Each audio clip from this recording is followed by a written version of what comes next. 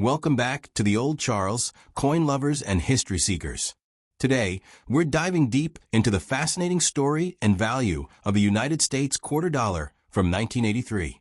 At first glance, it might look like just another quarter in your pocket change. But trust me, this coin has a story worth telling, from its historical background to its collectible value today.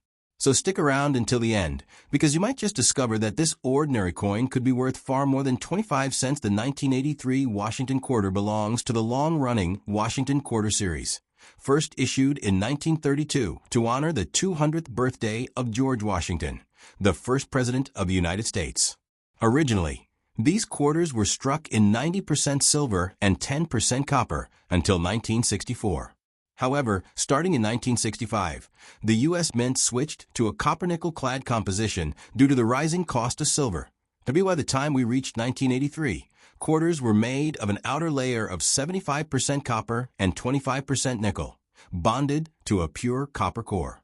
This gave the coin its familiar silvery appearance, but with no actual silver content. The obverse of the 1983 quarter features a portrait of George Washington, designed by John Flanagan. On the reverse, we see the iconic eagle with outstretched wings, a design that remained on U.S. quarters until 1998, just before the launch of the popular 50-state quarters program in 1999 that in 1983. The U.S. Mint produced the Washington quarter at two major facilities, the Philadelphia Mint and the Denver Mint. Philadelphia Mint, no mint mark, asterisk asterisk. Over 673 million quarters were struck. Denver Mint D mint mark, asterisk asterisk. Around 617 million were minted. That's more than 1.2 billion quarters in total. With such high mintage numbers, it might seem like these coins should be very common. But here's the catch. 1982 and 1983 were unusual years in U.S. coin collecting history. Because of economic conditions, the Mint did not release official mint sets in 1982 and 1983. That means collectors had a much harder time obtaining pristine, uncirculated examples straight from the Mint. As a result, finding well-preserved 1983 quarters today can be surprisingly difficult. And that scarcity has pushed up their value in higher grades. So, what's the real value of a 1983 U.S. quarter dollar today in circulated condition? Most 1983 quarters are still worth 25 cents. You'll find them in pocket change, but heavy where it keeps their value low. In uncirculated condition, MS 60 to MS 63, values can jump to $5 to $10. In higher grades like MS 65, these coins can fetch anywhere between $20 and $40. And in exceptional condition, values can reach over $100 depending on the quality and luster. But that's not all. Proof-like and error coins from 1983 are even more valuable. Some 1983 quarters exhibit striking errors, such as off-center strikes, double dies, or clipped planchets. These unique errors can bring anywhere from $50 to several $100, depending on rarity and condition. The lack of official U.S. Mint sets in 1982 and 1983 makes quarters from these years highly desirable for collectors. Unlike other years where collectors could simply buy mint sets to get pristine examples, collectors had to rely on coins that entered circulation. That means uncirculated 1983 quarters are harder to find. And when they do show up in high grades, they command strong premiums in the market. This unique situation has given the 1983 quarter an almost legendary status among modern U.S. coinage enthusiasts. If you're building a collection of Washington quarters, having a high-quality 1983 piece is a must like all collectible coins. The value of a 1983 quarter depends heavily on its condition, and grade. These coins show heavy wear. Washington's hair details are almost flat, and the eagle's feathers are worn. Value. Face value only. Moderate wear with more visible details in Washington's hair and eagle's feathers. Small premium possible. Only slight wear on the high points. Luster may still be present. Value begins to rise. No wear, full luster, and sharp details. The higher the grade, the more valuable the coin becomes. Top-grade examples are highly sought after and can sell for impressive amounts at auctions. Collectors also pay attention to strike quality, luster, and whether the coin has any marks, scratches, or toning. The 1983 United States quarter dollar is more than just a 25-cent piece. It's a coin with a fascinating backstory. Born during a time when collectors faced real challenges in getting uncirculated coins. That's why, even though over 1 billion were minted, finding a high-grade 1983 quarter is still a treasure for numismatists that own next time you're sorting through your change. Keep an eye out for that 1983 quarter. Who knows?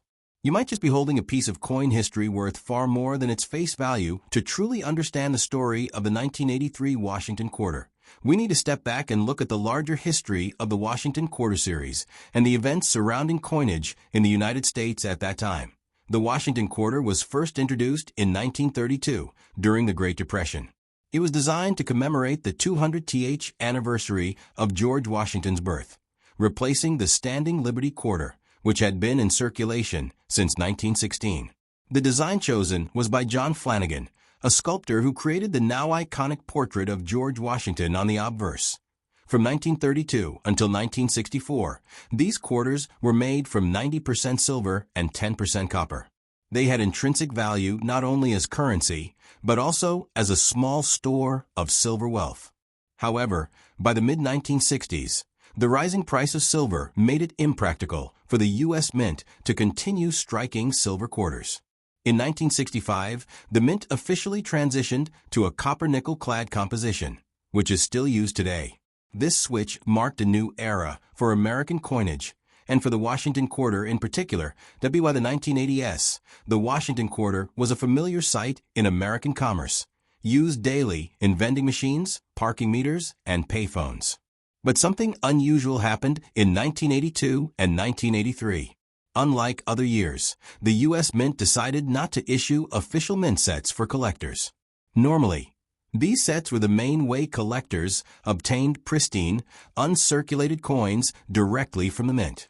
Without mint sets, collectors had to rely on coins that entered everyday circulation. This meant that coins from these 2 years, especially the 1983 quarter, were much harder to find in high grades. That let's also put 1983 into the economic and social context. The early 1980s were a challenging time for the United States economy. The nation had just come through a recession in 1981 to 1982, unemployment had been high, and inflation was still a concern. By 1983, the economy was beginning to recover, and Americans were using coins like the quarter constantly in daily life. Think about it. In 1983, a quarter could buy a ride on a bus, a payphone call, a candy bar, or even play an arcade game. The quarter was truly the workhorse coin of the American economy. The Philadelphia and Denver mints. Production was massive. The Philadelphia Mint struck over 673 million quarters, and the Denver Mint produced around 617 million. But despite these high mintage numbers, the lack of collector sets created scarcity in top-quality examples. Millions of these coins went directly into circulation, and because quarters were so heavily used, most became quickly worn. The design of the 1983 quarter continued the tradition of Flanagan portrait of Washington, though by this time, minor adjustments and refinements had been made over the decades. On the obverse, Washington's left-facing bust appears with the word Liberty above and the motto "In God We Trust" to the left. The date 1983 is placed below. On the reverse, the eagle with outstretched wings holds arrows of war and an olive branch of peace, symbolizing America's strength and desire for peace. Surrounding the eagle are the inscriptions United States of America, E Pluribus Unum, and the denomination quarter dollar point. One important historical note: the Washington quarter's eagle reverse design, used since 1932, with a break in 1975 to 1976 for the bicentennial quarter design, was nearing the end of its run. In just a few years, in 1999, the 50-state quarters program would completely change the look of America's quarters, making the 1983 issue one of the last in the classic eagleback era. Collectors today see the 1983 quarter as not only a coin of the early 1980s, but also a symbol of a transitional moment in U.S. coin collecting. Its story combines American history, economic change, and numismatic rarity. Even though it was a coin intended for everyday transactions, the circumstances around its release, especially the absence of mint sets, have given it a special place in U.S. coinage history. So, when you hold a 1983 quarter in your hand, you're not just holding a piece of change. You're holding a snapshot of American life in the early 1980s, a time when arcade machines ruled entertainment. Payphones lined every street corner, and quarters were the lifeblood of daily transactions. Now that we've explored the history of the 1983 United States quarter, let's take a deep look at one of the most important factors that determines its value. *** condition when it comes to coins. Condition is everything. A 1983 quarter that has been sitting in circulation for decades, tossed around in pockets, cash registers, and vending machines, will almost always be worth just its face value, 25 cents. But the same coin, if preserved in pristine, uncirculated condition, can be worth many times more. So how do collectors judge condition? This is where coin grading comes into play. Coin grading is a system used by collectors and professional grading services to determine the state of preservation of a coin. The most widely accepted system in the United States is the Sheldon scale, which runs from 1 to 70.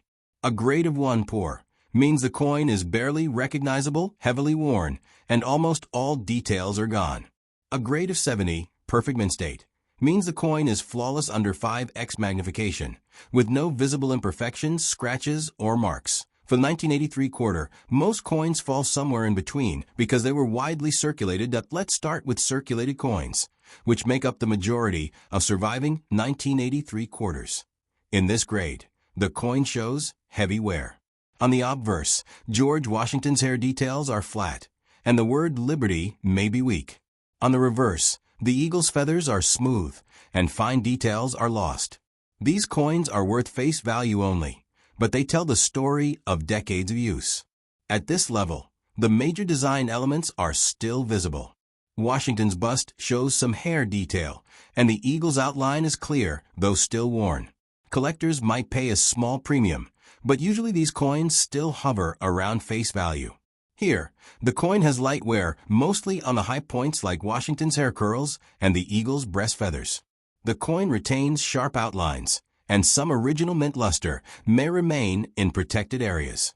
A coin in this grade might bring slightly more than face value, but not significantly unless the coin has exceptional eye appeal. Coins in this grade look almost new, with most of the original luster intact. The only wear is very light, typically on Washington's cheekbone or the high points of the eagle's wings. Collectors prize these because they show what a coin looked like when it first left the mint, but without being completely mint state. A nice 1,983 Australian dollars quarter can fetch several dollars. Now we enter the exciting part, the mint state grades. These are the coins collectors are chasing when it comes to 1983 quarters. Because no official mint sets were made that year, finding a coin that never entered circulation is a real challenge. These coins are technically uncirculated, but may have noticeable contact marks, dull luster, or weak strikes. Value is modest, still usually under $10. The coin has decent luster and fewer marks, though still visible. These can sell for around $5, $15, depending on demand. Much better eye appeal, stronger luster, and only a few small distractions. A 1983 quarter in this grade can bring $15, $30. At this grade, the coin is sharp, has glowing luster, and very few tiny imperfections. This is where values climb sharply, sometimes reaching $40, $60, or more. Extremely rare for 1983 quarters because so few were preserved. Coins in this range are visually stunning, with full luster, clean surfaces, and nearly perfect details. Auction prices for MS-66 and MS-67 examples can reach hundreds of dollars, but over time, quarters can develop colors like gold, blue, or purple due to chemical reactions with the air. Attractive, natural toning can increase a coin's appeal and value, while unattractive or spotted toning can reduce it. Since millions of these coins were struck and stored in bulk bags, many 1983 quarters have small dings and scratches from hitting each other.